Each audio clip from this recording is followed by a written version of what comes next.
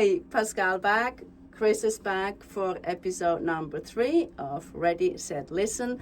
Episode number 3 is about partnerships. You and me. You and me? Got it. All right, let's dive right into question number 1. Yes. How did we actually meet? Well, I know, she knows, but you all don't know. So how did we meet and how did we decide to work together? To work together. Yeah. Great question. So Pascal and I met in a class for martial art called Krav Maga. And we were training partners, actually. We were strangers at first, right? But then the thing with Krav Maga is it is if you don't know anything about it, is like an Israeli street defense. It is very down and dirty. We're covered in bruises, and it is a real deal. And very hard to find a partner that can sort of meet you toe to toe and be willing to really go for it. And it you know, it's odd to hit your friend, right? I mean, it is. So you have to find someone that you trust. And Pascal and I found each other very quickly that we had the same amount of desire and the same amount of intensity. You know, we didn't mind getting hurt. We didn't mind getting a few bruises and a few bumps, and that we really wanted to prepare ourselves. We really wanted to get good at it. We really wanted to be proficient at this street defense. And so we started relying on each other, and it was just a beautiful, beautiful partnership that then grew into a beautiful, beautiful friendship. Yeah. So you just said before, and I obviously feel the same. Yeah. You said before we were hitting each other. Yes. And I think, it sounds so weird, right? Yeah, we were hitting each other. Yeah.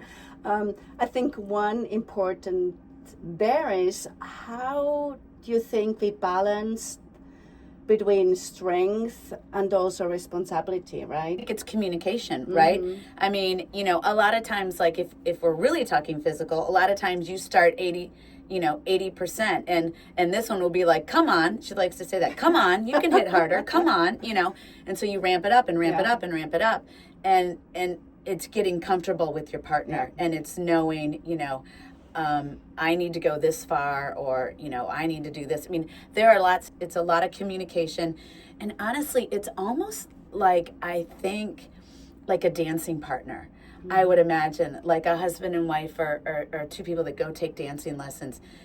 After a while, you almost know what the other person's going to do before they do it, right? Yeah. And so I can really let loose on Pascal because she kind of knows what I'm going to do, you know? And so her safety isn't really a factor because she kind of knows. And same for me, don't you feel? Absolutely. I think also one part is you developing that trust, right? Yes. Like in the beginning when you work with someone, it's like, I don't really know, is that punch is it going to make her controlled? mad? Is it going to be mad? Yeah. Or is she going to be upset? Or, oh, no, you hurt me. Or no, you choked me to her, whatever.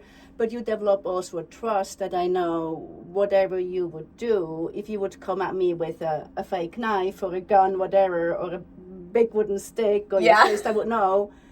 She knows what she's doing, and I feel that development of trust absolutely carries in.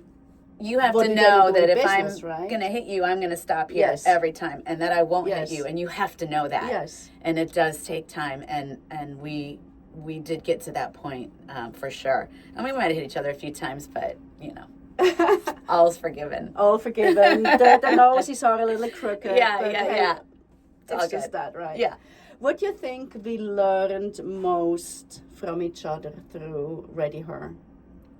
I think... Or what did you think you learned most through ReadyHer? Let's put it that way first. I think that on a personal level, you mean on a partnership level, I think that we learned that two women can have a business with open, honest communication, criticism, advice. You know, I might do something and you come up and say, hey, I don't think that really worked. Or you may say something and I might say, yeah, you know, I think I would say it differently. And two women that can have a common goal and that respect each other enough to know that everything that we do and say is to make it better and is said with love, because the love doesn't need saying, right? We know it's there. Yeah. And so it frees us up to make it the best that it can be, because on most things we agree. But on how to deliver things, I do a lot of speaking and you do a lot of observing.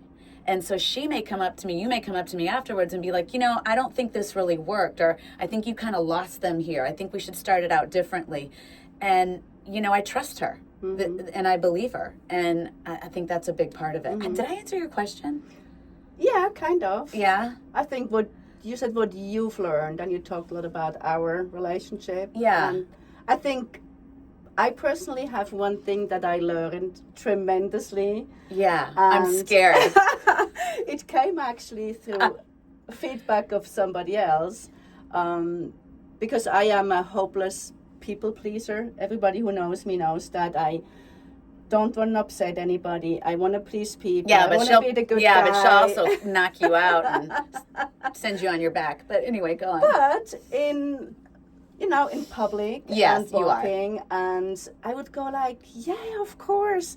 Yeah. And one point I was out with Matthew, my husband, and I was being a people pleaser again. I'm going like, sure, I can help you. Oh, yeah. And it didn't turn out so well, and we kept walking, and he actually turned to me and he said like, I really wish you would swallow your own medicine, what you're teaching at ReadyHer. Yeah. And I was like, dang. So I think what I learned most of you personally and within the work we do in ReadyHer is I don't have to always be the nice guy, right? That's my biggest thing, right? Yeah, a lot of cases where she'll we'll just be we'll be on a hike or something and you'll be telling me like, here's this issue and you'll try and explain it and I'll be like, why are you explaining it? Just say it's not for you and move on. And she's like, you're right. I don't have to explain it. But it's that way out in the street. Correctly. If someone comes up and asks you a question, as women, it's not just you, Pascal. We feel like we have to people please. And we are there to tell them, you can say, I'm sorry, I'm in a hurry, can't help you today. It is okay. Yeah. So, fun question. Yeah. What do you think again? Yeah. I'm going to answer it later. How do we keep our partnership fun and motivated? Oh, I mean, come on. Let's see. Where do I start the list of crazy stuff we do? Yeah, I think it would take me a month. We are yes people for each other. And it's so fun if you don't have a friend like that, because she will say, hey, do you want to? And I'll say, yes. I called her once and said, hey, do you want to go to Poland? And she was like, yes. And we went. Yeah. Or she'll be like, hey, do you want to do stand-up yoga paddleboard? Yes. And we do it. Or, do you want to go paragliding? Yes. And we do it. So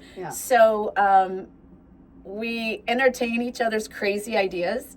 We're each other's adventure partner, but it keeps us living, it keeps us motivated, it keeps it fun, it keeps us connected. Yeah. I just all of the crazy things that we do. Don't you think? I have nothing to add. Yeah. Yes. Okay, with that final yes, I'm going to tell you all out here, say yes to ReadyHer. Contact us on info@ReadyHer.net and say yes to a really cool seminar, a fun seminar for your customers, your employees, your friends, your daughters, whatever it needs. Let us know. We're going to say yes. See you next time. Bye. Bye.